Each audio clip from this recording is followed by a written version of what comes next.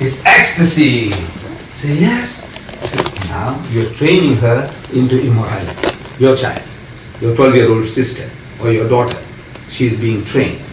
Now I'm asking this story, what is the moral of the story? What is the moral behind that story? What lessons does your sister learn or your daughter learn from that? That this is life. That they're cohabiting with the father. That this happened. No, no. This is life. This happens. No, no. That there is sin in this world. Yes. And that people do sin. No, no. When you tell a story, you see in South Africa, your books of pornography are banned. What I can buy from Kennedy Airport in America, I've been to America, and from Heathrow, if I take it to South Africa, and if they catch me with it, I go to jail for 2 years. But he said, this is it's life, man, life. This is what's happening all the time. He said, you don't bring this into the country, you're going to pollute people's minds. Books of pornography. Jimmy Swaggart has written a book on pornography, and he tells you the dangers of this type of literature. You wouldn't like me to present your sister or your daughter with a book, of pornography, would you? Would you? Certainly not. Right. So, in other words, why? Why? But it's a fact of life. It's going on every day. Because this is a fallen world, yes. Right.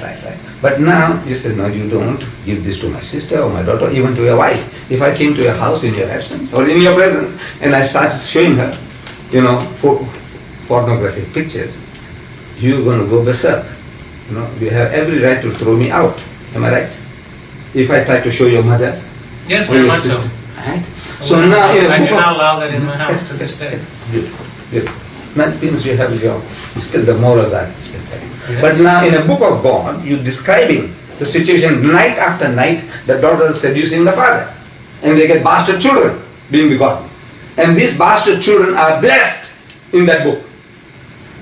The Ammonites and the Moabites, when the Jews came out of Egypt, they were told to kill the Palestinians, men, women and children. Not even animals were to be spared. Nothing that breathes must live, they were told. But the Ammonites and the Moabites I shall not touch, because they are the children of Lot, having cohabited with his daughters. What's the moral? What is the moral of that story?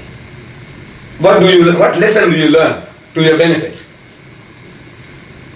Dr. Vernon Jones, an American psychologist of great repute, he carried out experiments on groups of school children to whom certain stories were being read. And he said that these stories made certain slight but permanent changes in character, even in a narrow classroom situation. Whatever you tell the children of a certain age group, same age group, you tell them a different type of stories, and these stories have permanent effect on people's characters. They do. You read this, in my country there were a couple of white guys caught for cohabiting with their daughters, and they said, well, it was written in the Bible, and there's nothing wrong with it, because God did not reprimand Lot.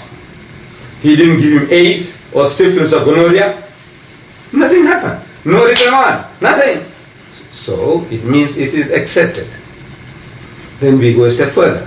Genesis, chapter 35, verse 22. I'm not sure I agree with your conclusions. No, just Genesis chapter 35, verse 22. 35:22. It speaks about Reuben, the eldest son of Jacob. He goes and sleeps with his father's wife, means has sex with her. I understand what that means. Yeah. Right. Because your sister would understand sleep with her, so that begin warming her bed, because she must be old. So no, he went and had sex with her, and Israel heard it. They told Israel, Jacob, that look, your son cohabited with your wife, that's his mother. And no reaction. There's no reaction. Stop. There's no more context. Then Jacob had so many sons, and through this one and that one and that one, all his sons are listed. But the verse 22 starts at Israel, when Jacob dwelt in that land, Reuben, his eldest son, came in and slept with Bilhah, his father's concubine, and Israel heard it. Finish. Close the book. What's the moral? Son cohabiting with his mother. What's the moral of that? Again, to reveal to mankind that there is sin in the world. And these are the evidences of the types of sin that are committed in the world. Okay? And also shows the shortcomings of mankind. And in showing the shortcomings of mankind, that they are indeed in need of cleansing from their perverted ways. Does it say that? Okay? You Oh, see- throughout the word, No, no, yes, wait, it wait. does.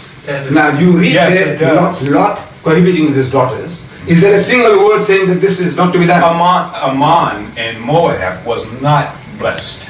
Okay? They did reap of the wrath of God because of the sins of the fathers. Yes. Were the Jews not told that kill the Palestinians, men, women and children, Okay. but the Ammonites and the Moabites thou shalt not touch? Oh, there were situations, yes, but they also, though. No, look, listen ahead. carefully. Listen All right. carefully. What is it? Why? Because they are the children of Lord. Him prohibiting with his daughters. Those bastard children are more blessed than the Palestinians. So they are a blessed people compared to the Palestinians. That's a book, that's a lesson. Reuben goes and cohabits with his mother and not a single word of reprimand. Even the father didn't react. Look man, your grandfather, 80-year-old, if somebody told him that his son, your father, had cohabited with one of his wives, with his mother, he's going to blow his tops. You know that?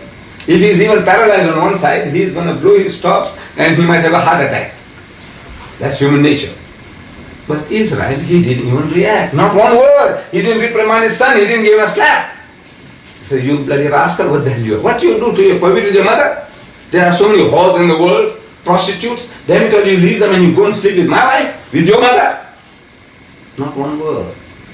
Then still Genesis. Still Genesis. Don't go out. The types and types of incest. Look, this is a textbook on incest. The types that you can commit.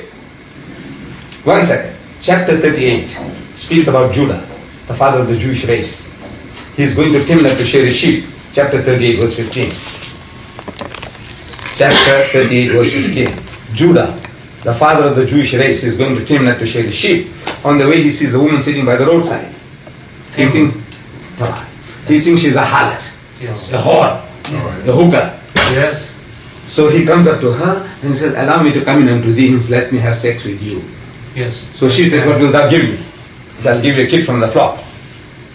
A goat kid. Yes. He said, what guarantee that I will give it? You know, you enjoy sex and you go away and you don't send the kid, then I lost out. He said, I want some guarantee, pledge. He said, what pledge do you want? He says, your signet, your ring, and your bracelet. Yeah. That's They used correct. to wear bangles those days. And your rod that he was holding in his hand. Correct. So the old man gave it to her and he cohabited with his daughter-in-law and immediately he made her pregnant. Twins in a womb. Yes, that's correct. Right?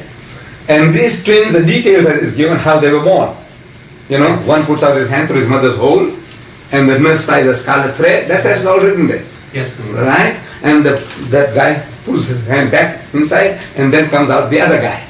So she calls his name Fares. Fares means the guy who breaks the queue, who pushes people aside. And then came out his brother with the scarlet thread called Zara, because Zara means red in Hebrew. Zara means red in Hebrew, because he had the scarlet thread. And these two, children of incest, bastard children, they became the great grandfathers of your God Jesus Christ. That's correct. They are the great grandfathers of your God Jesus. So I'm asking, what is the moral you learn? Children of incest, bastard children of the highest order, you go and commit adultery with somebody else's wife or daughter, that's adultery. But incest is worse than that. This guy committed incest with his daughter-in-law, and the bastard children become the great grandfathers of your God Jesus Christ, of their God, because you don't believe that is God. Of your Christian God Jesus. Am I correct? Yes. Right. What is the moral of that? I see a couple of purposes there. Yes. Number one, when they tried to have a relationship with the father of two daughters, their purpose was to maintain the seed, and it seems during that time, maintaining the seed of that family was the most important thing.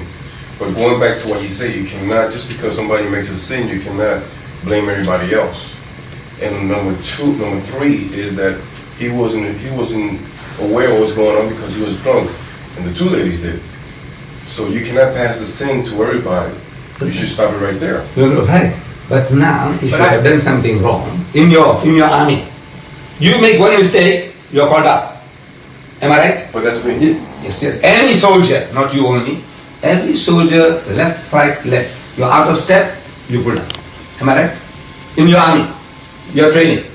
Anything you do that's out of line, straight away you are pulled up.